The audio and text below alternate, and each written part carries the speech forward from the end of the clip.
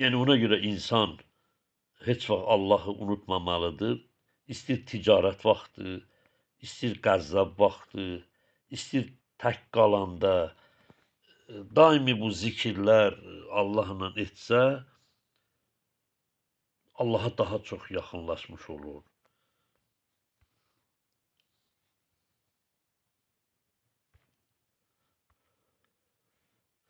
İmam Cəfər Sadiq əleyhissalam buyurur ki, namazın qəbul olunmasının əlaməti onun səni günahdan uzaqlaşdırmasıdır.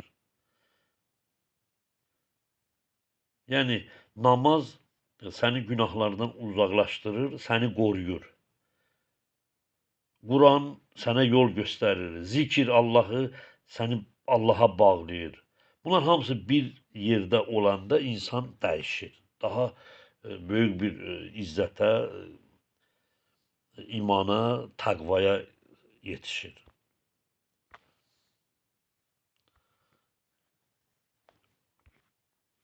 Məhəmməd Peyğəmbər əleyhissalam buyurur ki, insan ölüm anında etdiyi əməlləri görər.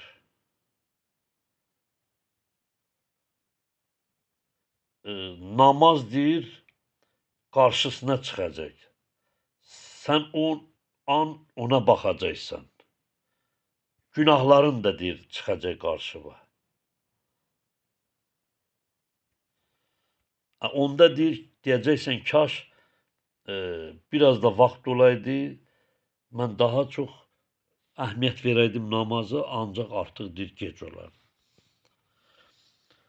İnsan elə ki, qəbrə qoyulur, hamı gedir, o səssizlik, o qaranlıq yerdə ki, tək qalmısan, səni çağıran yox, telefon yox, dünya ilə əlaqə kəsilib, deyir, orada Rəbbin kimdir, Peyğəmbərin kimdir, əməllərin nədir? Əgər bunları hazır olmasan, deyir, dilin tutulacaq.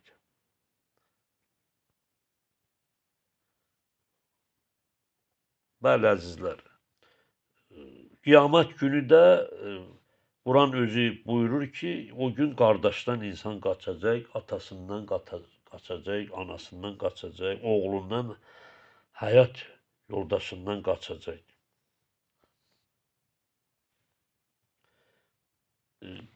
Sağ əlinə veriləcək kitab, onda insan sevinir. Allah eləməsin, sol əlinə verilsə, onda deyəcək, kaş bu kitab mənə verilməyəydi. Həmin o kitabda gizli günahlar,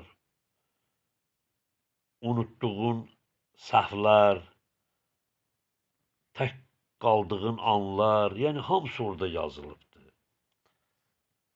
Əməllər çəkiləcək, o tərəziyə qoyulacaq, mizan tərəziyə qoyulacaq. Cəhənnəmin üstündən keçən körpüdən insan keçəcək.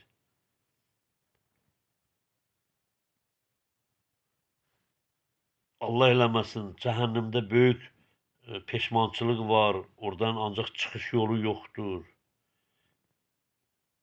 Orada ağlasa, qışqırsa, göz yaşı heç nə fayda verməyəcək. Amma cənnət rahatdır, insan orada qorxmur. Çünki dünyada namazlarını qoruydular, günahdan qaçdılar, Allahı unutmadılar. İmam Ali əleyhissalam buyurur, dünya arxasını çevirib gedir, axirət isə yaxınlaşır. Ona görə bizim hamımızın əsas hədəfi bu olmalıdır ki, namazımızı düzəldək, günahlarımızı tərk edək, qəlbimizi təmizləyək. Bəli, hədislərdə gəlib Məhəmməd Peyğəmbər əleyhissalam buyurur, ölüm sərxoşluğu Sakarmov deyərlər, çox ağırdır. Ölüm anında gözlərdir donur, dil tutulur, ruh bədənindən ayrılmaq istəmir. İnsan anlayır, artıq dönüş yoxdur. İmam Ali əleyhissalam buyurur ki, ölümün acısı qılınc zərbəsindən daha şiddətlidir. Niyə? Çünki ruh bütün bədəndən çıxarılır və bütün varlıqdan ayrılmaq kimidir. İnsan ayrılır. İmam Cəfər Sadıq buyurur, mömin üçün ölüm çirkli paltarını çıxardıb təmiz paltar geyindirməsi kimidir. Günahkar üçün isə bədənin parçalanması kimidir. Bəli, o gün, o an olanda insan düşünməli ki, yataqda olacaq, ətrafında insanlar gələcək. Ancaq insanlar ətrafına yığışsa da ona heç bir kömək edə bilməyəcək. Çünki o, başqa alamı artıq görəcək. Məsələn, qəbirdə cənnət bağı ya cəhənnəm çuxuru. Peyğəmbər əleyhissalamdan hədis var ki, qəbir ya cənnət bağlarından bir bağdır, ya da cəhənnəm çuxurlarından bir çuxurdur. Orada Münkər və Nəkirin sualları olacaq insanlara. Mömin cavab verir, ancaq günahkar orada çaşır. Biz dəfn edəndə təlqin edirik, o təlqində ki, biz indi gedəcəyik, qorxmayasan, mələklər gəlib səndən soruşacaq Allah talanı, Peyğəmbəri, əleyhissalamı, imamları, qibləni, kitabı ki, yadına salırıq ki, o dində o idin ki, dünyada yenə o dində ol, sorğu-suala hazır ol. O təlqin elə onun üçündür. İmam Əli əleyhissalam buyurur ki, qəbir sıxıntısı mömin üçün günahların kəffarasıdır. Qəbirdir, daralır, elə daralır, sümüklər bir-birinə hətta keçir. Belə bir hədis gəlib. Müminin qəbri genişlənir, nurlanır, gözəl qoxular gəlir, nurani sürət gəlir və deyir, mən sənin yaxşı əməllərinəm, işıq verir. Ancaq günahkarın qəbrinə qaranlıq, pis qoxu, qorxu, qorxunc sürət gəlir ki, mən sənin günahlarınam. Bunlar hamısı əziz Peyğəmbərimiz və imamlarımızın hədislərində var ki, mütləq bunlar baş verəcək. Bəli, əzizlər, hədislərdə yenə əlimizdə ki vardır, o qiyamət səhnəsi ilə bağlı o surun çalınması başlanğıc olacaq. Ölülərin qəbirdən dirilməsi,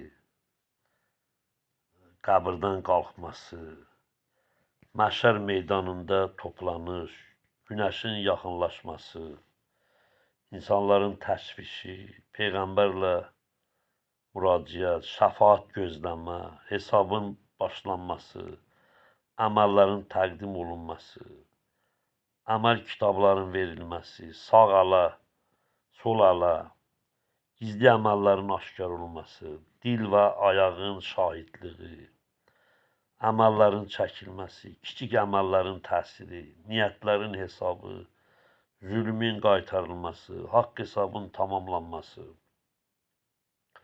Sirat körpüsü, nurun bölünməsi, möminlərin sürətlə keçidi,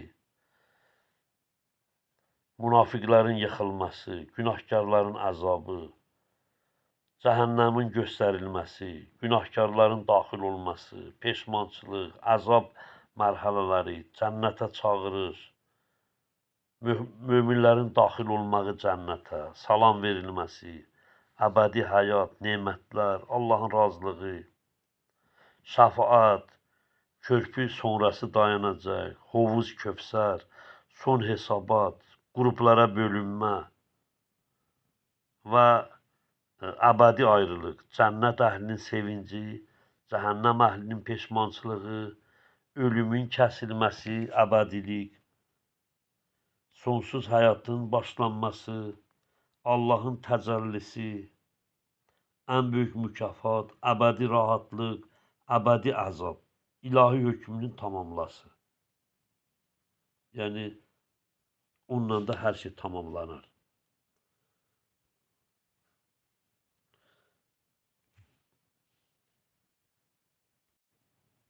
Bəli, bunlar hamısı ki, bu boyda hədislərdir.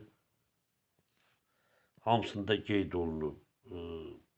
Quran-ı Kərimin Müminin surəsinin 100-cü ayəsində Allah buyurur, onların önündə diriləcəkləri günə qədər bir bərzəx vardır. Bərzəx, əzizlər, ölümlə qiyamət arasında olan bir həyatdır. Nə tam dünya kimidir, nə də tam axirət. Həqiqi həyatın, yəni axirətin başlanğıcıdır. Yəni ruhdur, bədəndən ayrılıb gedir bərzəxdə dayanır. Bərzəx iki hissədən ibarətdir, cənnət və cəhənnəm bərzəxi. İmam Əli əleyhissalam buyurdu ki, insanlar yuxudadır, ölən zaman oyanarlar. Bərzəxdə ruh görür, ruh hiss edir, ruh sevinç və ya əzabı çəkir. Möminlər bərzəxdə halı, əgər insan imanla gedibsə, ona belə hallar verirlər. Qəbri genişlənir, nurla dolur, cənnətdən qapı açılır. Nurani varlıqlar deyir ki, sənə müjdə olsun. İmam Cəfər Sadiq əleyhissalam buyurur, mömin bərzəxdə cənnət nemətlərdən faydalanar. Günahkar isə bərzəxdə qaranlıq, təkliyin qorxusu, qəbirdə əzab, cəhənnəmdən qapı açılar. İsti, qorxulu bir hal. Ən ağır odur ki, insan peşman olur, geri dönüş yoxdur.